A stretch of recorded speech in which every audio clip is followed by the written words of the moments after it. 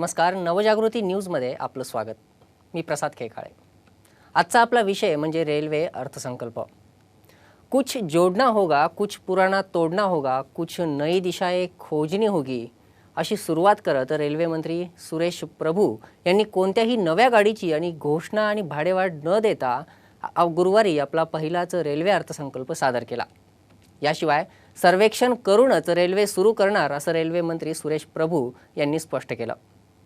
खरं तर या अर्थसंकल्पातून देशभरातल्या जनतेला मोठ्या अपेक्षा होत्या, पण साध्या गोष्टी पूर्ण करण्याकडे मोदी सरकारचा कल दिसून आलाय। नेमक्या कोणत्या घोषणा करण्यात आल्यात, जनतेला त्याचे काय फायदे मिळतील, कोणत्या सुविधा वाढवण्यावर भर देण्यात आलाय, हे सगळं पाहणं तितकंच महत्त्वाचं आहे।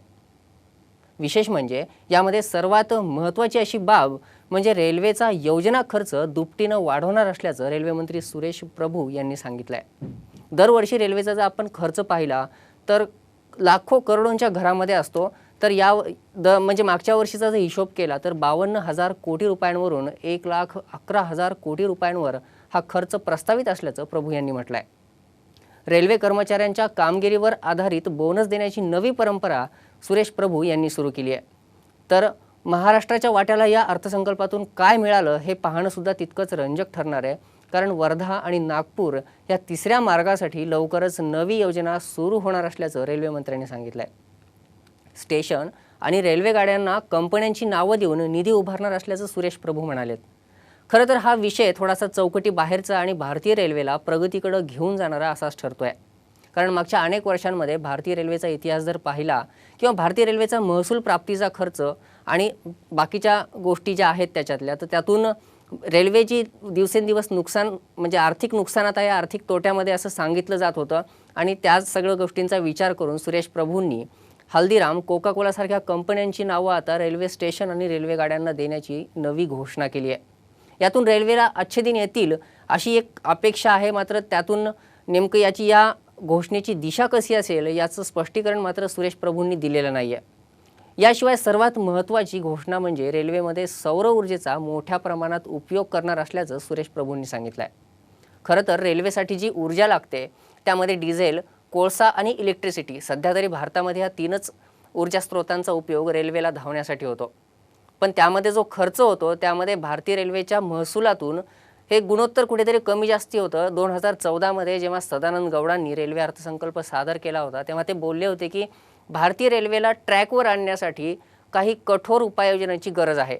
त्याच्यामध्ये एक महत्त्वाचं म्हणजे जो 1 रुपया जर मिळत असेल भारतीय रेल्वेला, त्यातून साधारणतः 94 पैसे हे खर्च होतात काही रेल्वेच्या भौतिक सुविधांसाठी, आणि उरलेल्या 6 पैशांमध्ये रेल्वे कशी नफ्यामध्ये राहणार या सगळ्या गोष्टींचा विचार केला जातो। त्यामुळे हे गुणोत्तर कुठेतरी एका तुलनेमध्ये एका समान रेषेत आणण्यासाठी सुरेश प्रभूंनी आता सौर ऊर्जेचा वापर करण्याचं ठरवलंय, आणि यासाठी आता भारतीय रेल्वेला एक चांगली दिशा, नवी ऊर्जा मिळेल अशी अपेक्षा करायला हरकत नाही। याशिवाय रेल्वेमध्ये वेगवेगळ्या पद्धती, रेल्वेच्या ज्या काही सुविधा आहेत त्या अधिक सुधारण्यासाठी देशातल्या 4 विद्यापीठांमध्ये रेल्वेचं संशोधन केंद्र सुरू करण्याचं प्रभू म्हणालेत। यासोबतच वाराणसीमध्ये भारतरत्न मदन मोहन मालवीय यांच्या नावानं रेल्वे अभ्यास केंद्र सुरू करणार असल्याचं प्रभू म्हणालेत। खरं तर मागच्या काही अर्थसंकल्पामध्ये जर आपण अभ्यास केला तर त्यामध्ये रेल्वेच्या सुविधा सुधारण्यासाठी लालू प्रसाद यादव यांच्यापासून आपण जरी विचार केला ह्या सगळ्या गोष्टींचा, तर रेल्वेच्या सुधारणेसाठी खूप मोठे प्रमाणात प्रयत्न केले गेलेले आहेत।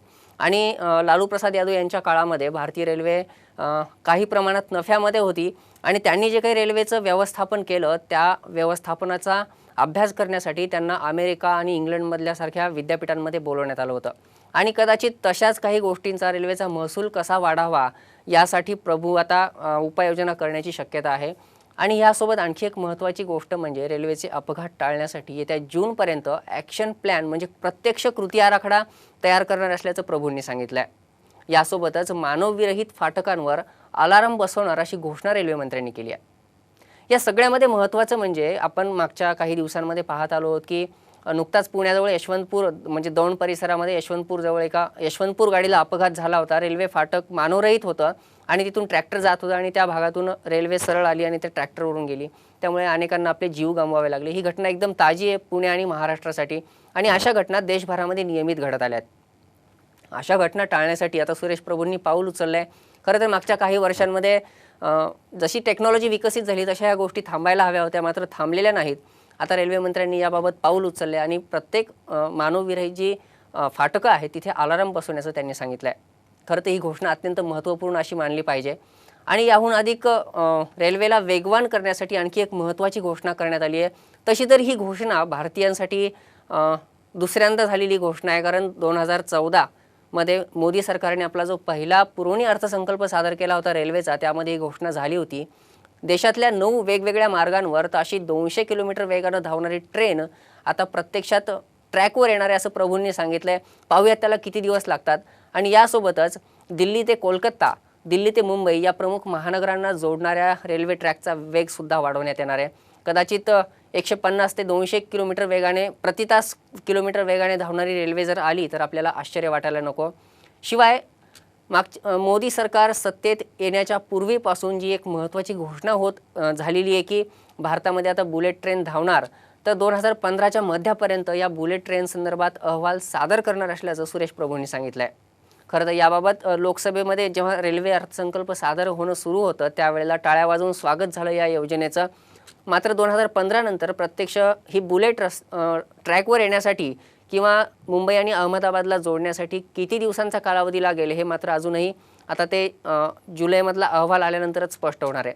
यासोबतच हा अर्थसंकल्प प्रामुख्याने जर विचार केला तर उद्योगपती, मध्यमवर्गीय आणि शेतकरी यांच्यामध्ये कुठेतरी दुवा साधणारा ठरणार आहे. कारण कुठल्याही मोठ्या घोषणा इथं करण्यात आलेल्या नाहीत. फक्त भारतीय रेल्वेला एक व्यवस्थित वळण लागावं, भारतीय रेल्वेचा महसूल वाढावा, या सगळ्या गोष्टींचा विचार इथे करण्यात आलेला आहे. यामध्ये प्रामुख्याने जर शेतकऱ्यांसाठी जर विचार केला तर शेतकऱ्यांना कार्गो रेल्वे सेंटर उभारणार असं रेल्वे मंत्र्यांनी सांगितलं आहे. त्याच्यामध्ये म्हणजे कार्गो रेल्वे सेंटरचा अर्थ की शेतकऱ्यांचा जो शेतीतून माल उत्पादित होतो तो थेट बाजारपेठेला पोहोचेपर्यंत आणि दरम्यानच्या काळामध्ये तो माल शेतीतलं जे उत्पादन आहे ते दुर्दैवाने खराब होऊ नये यासाठी तिथे शीतगृह उभारलं जाणार आहे आणि त्या माध्यमातून शेतकऱ्यांचा जो माल आहे तो थेट बाजारपेठेत पोहोचण्यासाठी मदत होणार आहे. यासोबत आणखी एक महत्त्वाची घोषणा म्हणजे दिल्ली ते मुंबई प्रवासाचा वेग कमी होणार असल्याचं त्यांनी सांगितलं आहे. आणि ह्या सगळ्यात एक महत्त्वाची घोषणा म्हणजे देशातल्या तब्बल 6600 किलोमीटर म्हणजे 6500 किलोमीटर ट्रॅकचं लवकरात लवकर विद्युतीकरण करणार असल्याचं प्रभूंनी स्पष्ट केलं आहे. खरं तर ही घोषणा फार महत्त्वाची आहे, कारण मध्य रेल्वेचा काही भाग आणि शिवाय दक्षिण मध्य रेल्वे जी महाराष्ट्रात मराठवाड्यामध्ये धावते तर त्या ठिकाणी जर विद्युतीकरण झालं तर रेल्वेचा फार मोठ्या प्रमाणात महसूल म्हणजे इंधनावरती जो खर्च होतो तो वाचणार आहे हे जवळपास स्पष्ट झालेलं आहे. पण ह्या सगळ्या गोष्टी तातडीने जरी करायचं यांनी ठरवलं आहे, सुरेश प्रभूंनी ठरवलं असलं तरी ते किती दिवसात होणार हे मात्र अजून अस्पष्ट आहे. याशिवाय मालवाहू क्षमता जी आहे भारतीय रेल्वेची ती जवळपास एका वर्षात 100 कोटी टन इतकी आहे. भारतीय रेल्वेचा जर आपण महसुलाचा उत्पादनाचा आढावा घेतला तर भारतीय रेल्वेला जवळपास 70% महसूल 65 ते 70% महसूल माल वाहतुकीतून मिळतो. आणि आता हा महसूल आणखी वाढवण्यासाठी रेल्वे मंत्रालय आपलं प्रयत्न करणार आहे, कारण हा 100 कोटी जो टन हा जो वार्षिक एक गुणोत्तर आराखडा आहे तो 150 कोटी टन हे प्रमाण इतकं वाढवण्यात येणार आहे असं सुरेश प्रभूंनी स्पष्ट केलं आहे. यासोबतच गाड्यांमध्ये नव्या पद्धतीच्या सीट्स बसवल्या जाणार आहेत. आता आपल्याला प्रश्न पडला असेल की नव्या पद्धतीच्या सीट्स म्हणजे काय, तर पॅसेंजर ट्रेन असो, लोकल ट्रेन असो किंवा एक्सप्रेस ट्रेन असो यामध्ये जे सीट्सची रचना आहे ती थोडीशी अडचणीची ठरत आलेली आहे. विशेषतः पॅसेंजर ट्रेनमध्ये प्रवाशांना सोयीस्कर अशी नाही आहे, तर त्याच्यामध्ये रचना बदलली जाणार आहे. आणि मागच्या काही दिवसांपूर्वी सुरेश प्रभूंनी स्वतः घोषणा केली होती की जे काही स्लीपर कोच आहेत ते हटवून त्या ठिकाणी सिटिंग कोच बसवण्यात येणार आहेत, कारण तसं जर झालं तर एका डब्यामध्ये प्रवाशांची संख्या जास्तीत जास्त प्रमाणात वाढेल, म्हणजे प्रवासी जास्तीत जास्त प्रवास करू शकतील एका वेळेला. आणि यासोबत येत्या 5 वर्षांमध्ये भारतीय रेल्वेचा पूर्णपणे कायापालट होणार, भारतीय रेल्वेचा पूर्ण चेहरामोहरा बदलणार असा आशावाद सुद्धा रेल्वे मंत्र्यांनी व्यक्त केला आहे. यासोबतच नव्याने काही रेल्वे मार्ग आणि रुळांच्या रुंदीकरणावर भर दिला जाणार आहे. मात्र महाराष्ट्रातले असो किंवा देशातले असो असे कुठले रेल्वे मार्ग आहेत याबद्दल मात्र सुरेश प्रभूंनी काहीही स्पष्ट केलेलं नाही. भारतीय रेल्वेच्या प्रवाशांसाठी रेल्वेची हेल्पलाईन सुद्धा आहे, ती आहे 138, पण ती कधी सुरू असते कधी बंद असते किंवा प्रवाशांना व्यवस्थित त्याच्यावर रिस्पॉन्स मिळत नाही. मात्र येत्या काही दिवसांमध्ये ती सुद्धा सुधारणार आहे असं अभिवचन सुरेश प्रभूंनी दिलं आहे. सोबतच सुरक्षेच्या ज्या काही तक्रारी असतात, उदाहरणार्थ रेल्वेमध्ये दरोडा पडणं असो किंवा मग महिलांची छेडछाड असो किंवा अगदी किरकोळ काही घटना घडतात, मारामारीचे प्रकार घडतात रेल्वेमध्ये अनेकदा, तर त्यासाठी 182 हा क्रमांक 1 मार्चपासून सुरू होणार असल्याचं सुरेश प्रभूंनी सांगितलं आहे. तर आता आणखी एक सर्वात महत्त्वाची घोषणा म्हणजे सर्व प्रवाशांना एक आनंद देणारी घोषणा करण्यात आलेली की रेल्वेचं जे तिकीट आहे ते 4 महिने आधी आपल्याला बुक करता येणार आहे. म्हणजे साधारणतः त्यांनी 130 दिवसांचा कालावधी सगळ्यांना उपलब्ध करून देण्यात आलेला आहे. मात्र त्यातून आता किती प्रवाशांना याचा फायदा होईल आणि याची अंमलबजावणी कधीपासून होणार हे मात्र सुरेश प्रभूंनी अजूनही स्पष्ट केलेलं नाही. यासोबत आणखी एक महत्त्वाचा निर्णय जो की महिलांच्या सुरक्षेबाबतचा. रेल्वेमध्ये प्रवास करताना महिलांना अनेक अडचणींना तोंड द्यावं लागतं. मात्र हा प्रश्न आता कायमस्वरूपी सुटण्याच्या मार्गावर आहे, कारण महिलांच्या सुरक्षेसाठी महिला डब्यामध्ये CCTV बसवणारी अशी महत्त्वपूर्ण घोषणा रेल्वे मंत्र्यांनी केली आहे. यामुळे महिला वर्गांना थोडासा दिलासा मिळाला आहे आणि सोबतच मुंबई जी काही म्हणजे जीवनवाहिनी मानली जाते मुंबईकरांसाठी लोकल रेल्वे, त्या लोकल रेल्वेचा प्रवाससुद्धा आता अतिशय आरामदायी होणार आहे, कारण AC लोकल सुरू करणार असं प्रभूंनी सांगितलेलं आहे, असं आश्वासन दिलं आहे. खरं तर ही मुंबईकरांची फार जुनी मागणी होती. अरबी समुद्र असल्यामुळे आजूबाजूच्या परिसरामध्ये दमट हवामान असतं आणि त्यामुळे मुंबईकरांना अतिशय म्हणजे गर्दीच्या वेळेमध्ये गरमीत प्रवास करावा लागतो आणि हा त्रास आता मुंबईकरांचा दूर होणार आहे. सोबतच ज्येष्ठ नागरिकांना खालचे बर्थ सहजतेने देण्यावर भर असणार आहे असं प्रभूंनी सांगितलं आहे आणि ज्येष्ठ नागरिकांना एक दिलासा देणारी ही एक बातमी ठरणारी महत्त्वपूर्ण घोषणा त्यांनी केलेली आहे. आणि आणखी एक महत्त्वाची घोषणा म्हणजे गर्दीच्या ज्या गाड्या आहेत, लांब पल्ल्याच्या गाड्या विशेषतः, त्याच्यामध्ये डब्यांची संख्या वाढवण्यावर सुद्धा सुरेश प्रभूंनी भर दिला आहे आणि वरच्या बर्थवर जाण्यासाठी जी काही वरती चढण्याची रचना आहे ती सुद्धा आता बदलण्याचं सुरेश प्रभूंनी ठरवलं आहे. सर्वसामान्यांना दिलासा देणारी आणखी एक महत्त्वाची गोष्ट म्हणजे प्रत्येक डब्यामध्ये, जनरल डब्यामध्ये सुद्धा मोबाईल चार्जिंगची सुविधा उपलब्ध करून देण्यात येणार आहे आणि युवा पिढीला इंटरनेटशी कनेक्ट करण्यासाठी, सर्वांना अपडेट राहण्यासाठी एक महत्त्वाची घोषणा म्हणजे देशभरातल्या साधारणतः 400 रेल्वे स्टेशनवर आता वायफाय सुविधा सुरू होणार असल्याचं रेल्वे मंत्र्यांनी सांगितलं आहे. खरं तर ह्या घोषणा अगोदरच व्हायला हव्या होत्या मागच्या काही वर्षांमध्ये, जशी जशी टेक्नॉलॉजी वाढत गेली, पण झाल्या नाहीत. खरं तर आता ह्या अर्थसंकल्पातून रेल्वेच्या बेसिक सुविधा सुधारण्यावर भर देण्यात आला आहे. म्हणजे ज्या आपण म्हणतो की वायफळ गोष्टी असतात, ज्या काही गोष्टी होणं अशक्य आहे, मागच्या एका आकडेवारीनुसार जर आपण पाहिलं तर भारतामध्ये साधारणतः रेल्वेच्या 350च्या वर योजनांची घोषणा करण्यात आली आहे. त्यातल्या 99 योजना व्यवस्थित सुरू होत्या आणि त्यातली फक्त एक पूर्ण झाली आहे अशी खुद्द रेल्वे मंत्रालयाने ही आकडेवारी समोर आणली होती. मात्र ह्या अशा घोषणा टाळून रेल्वे मंत्र्यांनी ज्या खरोखरीच सुविधा आहेत त्या पुरवण्यासाठी आता प्रयत्न सुरू केलेले आहेत. आणि आणखी एक महत्त्वाची गोष्ट म्हणजे IRCTC म्हणजे रेल्वेची जी वेबसाईट आहे, इतके दिवस फक्त इंग्लिश आणि हिंदीमध्ये सुरू असायची, मात्र आता सर्व भारतीयांना रेल्वेच्या वेबसाईटचा लाभ घेता यावा यासाठी अन्य भाषांमध्ये सुद्धा ही वेबसाईट सुरू करण्याचं सुरेश प्रभू यांनी स्पष्ट केलं आहे. विमानाप्रमाणेच रेल्वे गाड्यांचाही प्रवास आता व्यवस्थित होणार आहे, कारण व्हॅक्यूम टॉयलेटचा सुविधा देण्याचा प्रस्ताव सुरेश प्रभूंनी ठेवला आहे.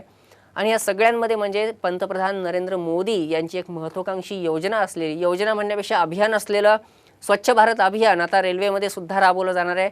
स्वच्छ रेल स्वच्छ भारत ही मोहीम राबवणार असल्याचं सुरेश प्रभूंनी सांगितलं आहे. यामध्ये खाजगी कंपन्यांची सुद्धा मदत घेतली जाणार आहे. त्यामुळे येत्या काळामध्ये भारतातल्या रेल्वे जर स्वच्छ दिसल्या तर आश्चर्य वाटायला नको अशी एक महत्त्वाची घोषणा आहे. आणि सोबतच सर्व दर्जाच्या म्हणजे AC असो, जनरल डबा असो किंवा रिझर्वेशन असो, या सगळ्या दर्जाच्या प्रवाशांना एक महत्त्वाची, सर्वांना परवडेल अशी एक योजना त्यांनी जाहीर केली. ती म्हणजे रेल्वेच्या प्रवासी भाड्यात कुठलीही वाढ झालेली नाही. आणि विशेष म्हणजे यामध्ये सांगायचं तर जुलैमध्ये जेव्हा मोदी सरकार सत्तेत आलं तर त्यावेळेला म्हणजे जो अर्थसंकल्प सादर झाला तर त्यावेळेला साधारणतः 14.5% रेल्वे भाडेवाढ झाली होती आणि त्यावरून मोदी सरकारला सगळ्यांनीच अगदी टीकेचा भडीमार सुरू केला होता. त्यामुळेच कदाचित रेल्वेला व्यवस्थित ट्रॅकवर आणायचं आहे, महसूल वाढवायचा आहे, त्यामुळेच की कदाचित सुरेश प्रभूंनी अवास्तव घोषणा टाळून या रेल्वेचा एक अर्थसंकल्प मांडण्याचा प्रयत्न केलेला आहे. अगदी थोडक्यात सांगायचं तर नव्या गाड्यांची घोषणा नाही, स्टेशनांवरच्या स्वच्छतागृहांचा दर्जा सुधारणं, बायो टॉयलेटची व्यवस्था करण्याची योजना, रेल्वे स्वच्छता आणि रेल्वे खानपान सेवेचा दर्जा सुधारण्यावर भर देण्यात आला आहे. रेल्वेचा पुनर्जन्म का शक्य नाही असा आशावाद सुद्धा रेल्वे मंत्र्यांनी व्यक्त केला आहे. त्यामुळे रेल्वेला पुनर्जन्म देण्याचा प्रयत्न करण्यात आला आहे. रेल्वेवर होणारा अतिरिक्त खर्चाचा भार टाळत रेल्वे मंत्र्यांनी सुविधांची खैरात केली आहे. एकूणच काय तर अवास्तव घोषणा टाळत मूलभूत आणि रेल्वेला प्रगतीकडे नेणाऱ्या घोषणा प्रभू यांनी केल्यात। अपेक्षा करूयात हा रेल्वे अर्थसंकल्प भारतीय रेल्वेला अच्छे दिन आणेल। वेळ झाली आहे या रिपोर्टमध्ये इथंच थांबण्याची। बातम्यांचा ओघ असाच सुरू राहील। तुम्ही कुठे जाऊ नका, पाहत राहा फक्त नवजागृती न्यूज। नमस्कार।